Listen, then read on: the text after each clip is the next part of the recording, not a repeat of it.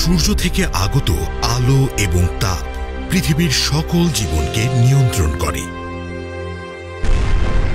এমনকি প্রাণ নেওয়ার ক্ষেত্রেও সূর্যের তাপের রয়েছে ব্যাপক ক্ষমতা।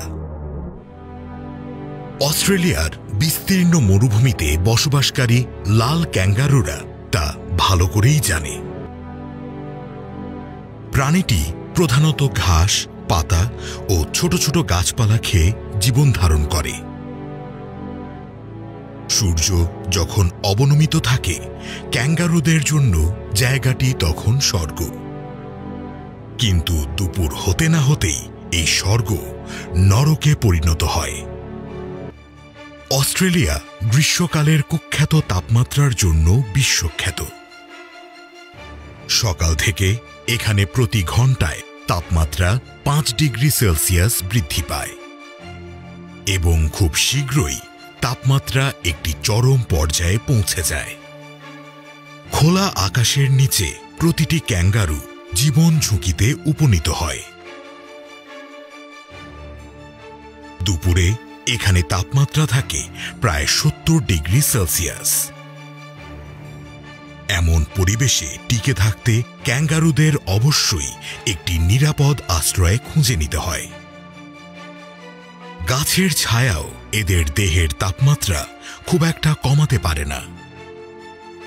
ফলে এরা সামনের পা নিজেদের লালায় ভিজিয়ে রাখে, কারণ শরীরের এ অংশে রক্তনালী চামড়ার খুব কাছাকাছি অবস্থিত।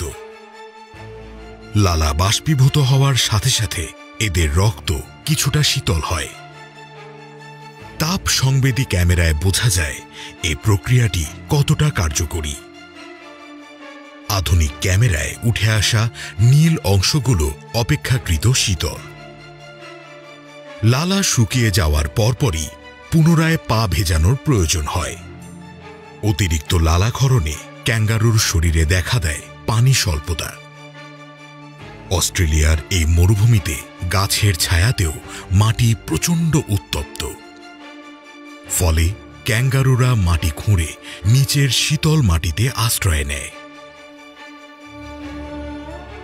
এরকম কৌশল অবলম্বনের পরেও প্রতি বছর এখানে অসংখ্য ক্যাঙ্গারু প্রাণ হারায়।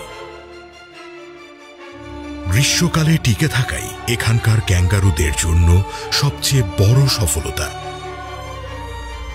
অধিকাংশ মানুষ বিলাসিতার অভাবকেই জীবনের চরম ব্যর্থতা মনে করে।